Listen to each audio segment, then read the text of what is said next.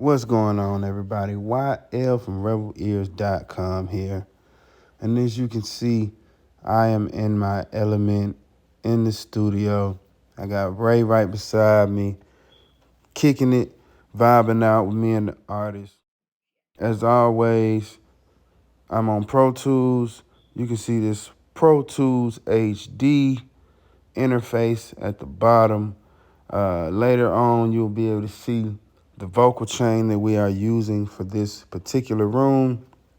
Focal speakers, those are the speakers laid on their side. And then, of course, some JBLs and the sub for monitoring. But I mix off of the focals, of course, right?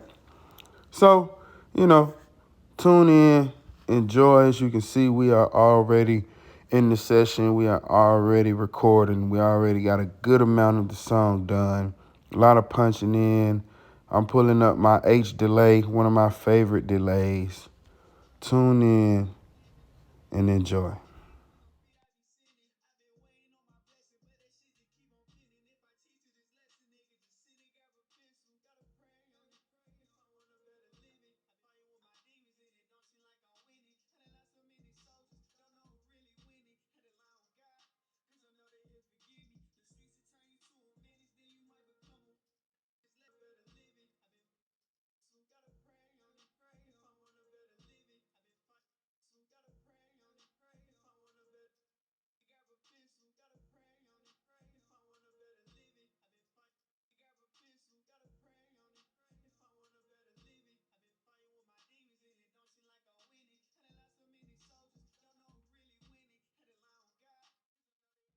And of course, you can see I am using auto tune. So this is my recording template that I use on Pro Tools, one of them anyway.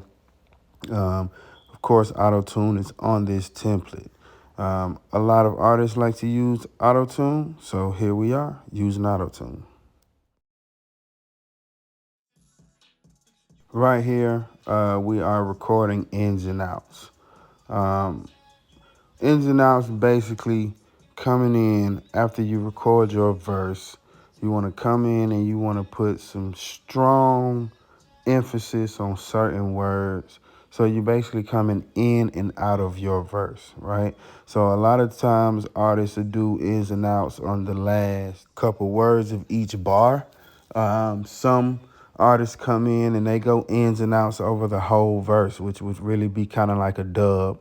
Um, so, each artist to each his own. I know some artists that don't want ins and outs. All right. So this particular artist doing ins and outs, as you can see, I'm dragging it down to a track that already has my plugins on it. This is how I do a lot of my punch ins. I will record on one track, drag it down so I leave my record track open. I know a lot of people that just record ready a lot of different tracks. I don't really do that. I playlist record sometimes. This particular artist, I already know how they record. I know they like to take their time, so it's not a really quick punch type of deal. And as you can see, I'm tweaking already.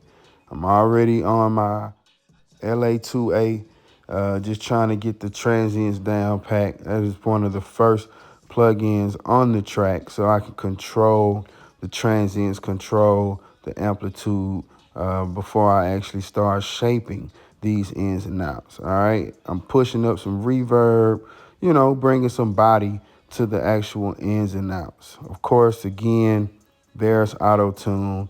So in the midst of me doing my recordings, depending on the artist I'm working with, I have time to do some small, quick mixing in the process of recording as well. Now, when I'm playlist recording and we're doing really quick punch ins, sometimes that's not feasible. All right, so right now it is. So this is one thing I love about working with this artist. And just to highlight, as you can see, we got our Rupert Neve and our tube tech. This is our vocal chain. This is what we are recording through. So everything is coming through crisp. It's already coming through sounding well. My template is already dialed up to sound great. But of course, I can tweak to make it sound better. This is my one knob filter. I use this as a really, really quick plug-in to use for ad libs and different things of that nature, ins and outs, different things of that nature. As you can see, we are recording ad libs right now, right? So if you're looking at that pink track right up under that green track, that is my record track. That is where we just had the ins and outs. Now you're seeing the ad libs being recorded, and we will take that track, we will drag that down to my ad lib track in the template. All right. Of course, I have a more extensive auto tune that I like to use as well. I use the different kinds of auto tunes because in certain circumstances on certain tracks, you're going to need more auto tune capabilities. You putting the face on that shit already? Yeah, yeah. Man, I hear that shit. Yeah, leave work quick. What you want to do? You want to hear what we just did, or you want to add to it? Let me hit up. So like I just said before, you see, boom, I just dragged that down. I'm talking to the artist now on the talk back, letting them know. Usually every time artists record something, they want to hear it. You got me? And as you can see, even though he wants to hear the track, he just wants to listen to it, I am still recording because he might hear something while he's listening that he wants to throw in. And a lot of times artists are just really, really on the go. Some artists are really spontaneous to where they'll say something in the microphone and they will hope and wish that you have that. And we've all made those mistakes where artists will say something or artists will punch something in, and we didn't know that they were actually trying to record. So very, very important lesson. You always record no matter what on every single take, whether it's a recording track, whether it's a listening take, no matter what's going on, you leave the record track on at all times. Of course, I'm doing a little more tweaking. As y'all heard, the artist is ecstatic. He's happy. And like Ray said, I move fast. I'm able to give him a really, really nice sound before he can even want to listen to it. I'm already tweaking it because I know his sound. That shit, I don't know if y'all hear it on y'all end, but it sound like some shit popping on the second chorus. No, yeah, no, yeah. No. The second verse. When I said it's fine by me, like the I don't know if it sound like that on my end, but it sound like some shit popping. Hold on, let me solo him real quick. And as you can see, the artist had a concern about hearing some popping. All right, sometimes that can be the headphones have a shortage. Sometimes it can be the artist bumping up against the mic. Sometimes it can be Pro Tools. You never know. The best way to troubleshoot any sound issue or any questionable issue with the sound is to solo the tracks, right? So once I can go through, highlight that one section that the artist is talking about, I'm going to solo each track to see if I hear that popping or if I hear what he's hearing. If not, then we will have to start troubleshooting from the headphones and so forth and so on. Like them two, I can do them hoes over, but it just in my headphones it sound like shit popping. All right, let's try to do more.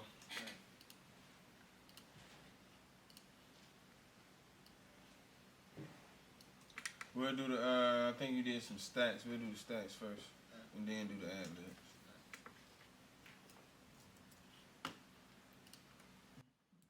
And then right then and there, we found the problem.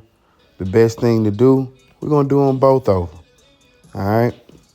When you find problems in the session, it is typical. All right. You don't panic. You don't lose composure.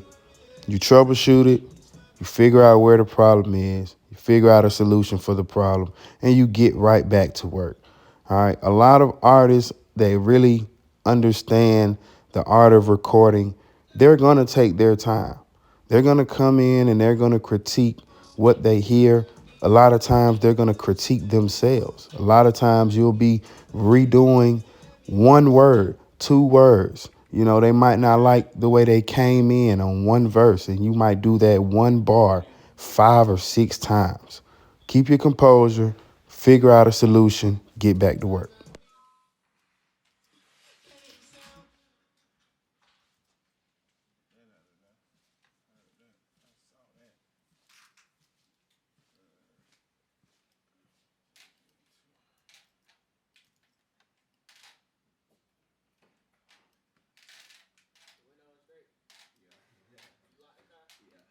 And as you can see, we did a bunch of takes. And all I'm doing is taking one bar out of that, copying it down wherever that problem issue was. All right. And I'm picking and choosing where I want to put the better recording. It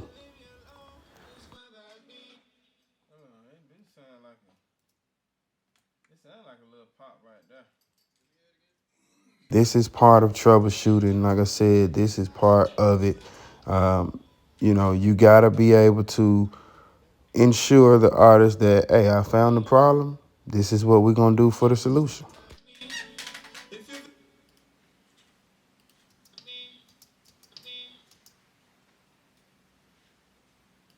That's on that stack. It sounds like you might have hit the mic or something on it. Oh, this little cord in here swing around and shit. That's probably what it is. Yeah. Oh, this All right, here we go. And just like that, we were able to realize that it's probably just him being overexcited with the headphones. And while he's in there getting in his vibe, that headphone cord is swinging back and forth along with his body. And it's just tapping the mic. We got great preamps. We got a great Neumann microphone in there. So it's going to pick it up, right? We're going to get it. It's going to be in the recording. This is why it's important to take your time, find the problem, and find a solution. A lot of artists will understand that this is all in the process. I want to thank you all, as always, for tuning in. More studio content on the way. I am back in the studio. We've been doing a lot of live sound. You know, I got to get my bag, and it's a whole lot of money in the live sound industry, and I have a family to feed, but we are back in the studio. YL Engineering back in full effect with studio content for you all. As I'm speaking into this video right now, I'm going to a session tonight.